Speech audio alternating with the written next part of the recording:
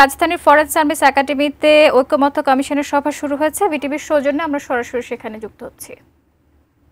7টি বিষয়ে আলোচিত হয়েছে, যেগুলি বিষয়ে সিদ্ধান্ত হয়নি, কিন্তু আলোচনার ব্যাপক অংশেই আলোচিত হয়েছে, ব্যাপকভাবে আলোচিত হয়েছে এবং সেগুলি প্রায় সিদ্ধান্তের পর্যায়ে উপনীত হয়েছে। আমাদের কোনো না কোনোভাবে সিদ্ধান্তের জায়গায় যেতে হবে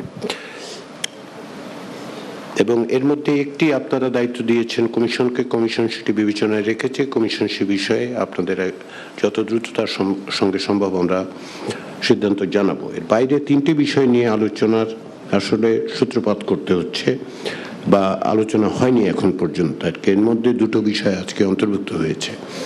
যদিও আমরা আজকে 3টি বিষয় শনাক্ত করেছি, কিন্তু এই 3টি বিষয়ে আলোচনা সীমিত থাকবে না, কারণ আমরা আশা করছি যে আজকে দীর্ঘ সময় ধরে আমরা আলোচনা করব, কারণ আমাদের সময় সীমিত হয়ে এসছে।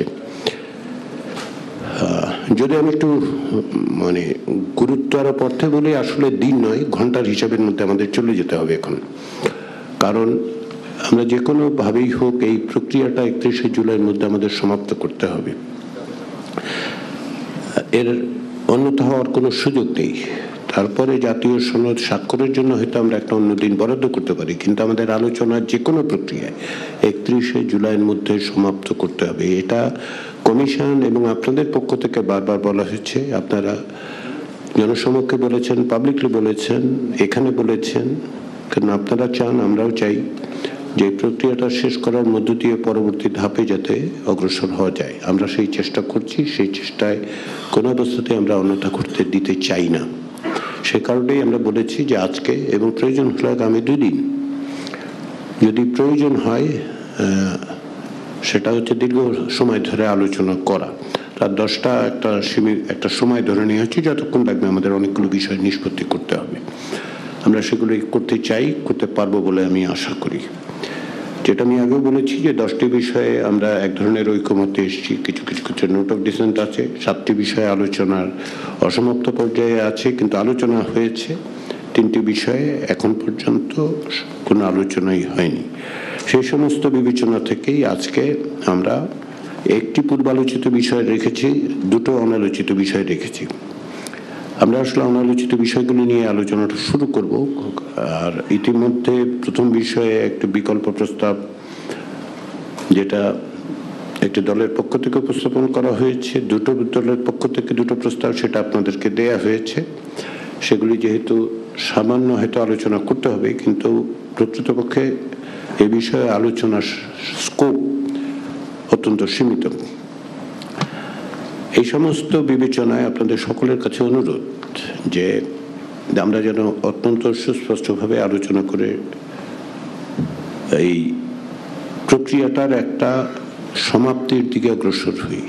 আমাদের লক্ষ্য হচ্ছে একটি জাতীয় সনদ যাতে সকলে স্বাক্ষর করবেন।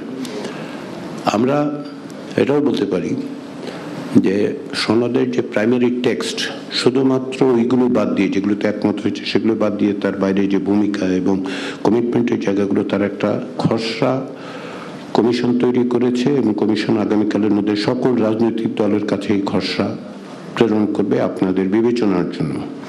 আমরা মনে করি আপনারা আলাদা আলাদাভাবে মতামত দিলে সেগুলি সন্নিবেশিত করা হবে। আমরা খসড়া নিয়ে এখানে আলোচনা করব না এই কারণে, যেগুলো শব্দের ব্যাপার। যদি বড় রকমের মৌলিক কোনো আপত্তি ওঠে তাহলে আমরা ফ্লোরে আনবো, না হলে আনবো না। এগুলি আলাদা আলাদাভাবে আপনারা আপনাদের পক্ষ থেকে যদি মতামত দেন, সেগুলিকে সন্নিবেশিত করেই আমরা শেষ ফাইনাল চূড়ান্ত সনদের প্রাথমিক যে বক্তব্যগুলো, সেগুলো এর মধ্যে একটি পটভূমি থাকবে, প্রক্রিয়াটা থাকবে এবং কমিটমেন্টের জায়গাগুলো সেগুলো থাকবে। কিন্তু ওই খসড়ায় আমরা আপাতত যে সমস্ত বিষয় প্রাথমিক পর্যায়ে এবং এখনকার পর্যায়ে যে সমস্ত বিষয় একমত হয়েছেন ঐকমত্য, সবগুলো সেগুলোর তালিকাটা দিচ্ছি না, দেব যখন প্রাথমিক খসড়াটা তৈরি হয়ে যাবে টেক্সটের দিক থেকে। আর বাকিগুলো আপনারা জানেন, আপনারা কি কি বিষয় একমত হয়েছেন সেগুলো আপনারা জানেন। সেগুলো আমরা পরবর্তী আবারও পরীক্ষা নিরীক্ষা করে দেখে নিশ্চিত হয়ে জেনে সেগুলো অন্তর্ভুক্ত করতে চাই, যাতে করে, কিন্তু টেক্সটটা অ্যাপ্রুভ হওয়া দরকার আপনাদের কাছ থেকে। তো সেদিক থেকে আমরা আজকে আলোচনা করব। এই তিনটি বিষয়ের পরে যখনই সময়ের সাথে সাথে অন্যান্য বিষয়গুলো আমরা উপস্থাপন করতে থাকব, আমাদের লক্ষ্য থাকবে যে যাতে করে মানে পূর্বালোচিত বিষয় বা অনালোচিত বিষয়গুলো আলোচনা করা যায়, এটা হচ্ছে আমাদের লক্ষ্য।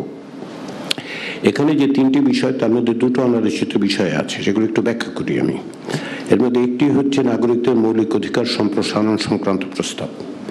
সংবিধান সংস্কার কমিশনের পক্ষ থেকে প্রস্তাব করা হয়েছিল যে সংবিধানের দ্বিতীয় ভাগে বর্ণিত কিছু বিষয় এবং তৃতীয় ভাগে যে অধিকারগুলোর কথা বলা হয়েছে সেগুলো সন্নিবেশিত করে একটি অধ্যায়ে পরিণত করে বিল অফ রাইটস এর মতো করে উপস্থাপন করা।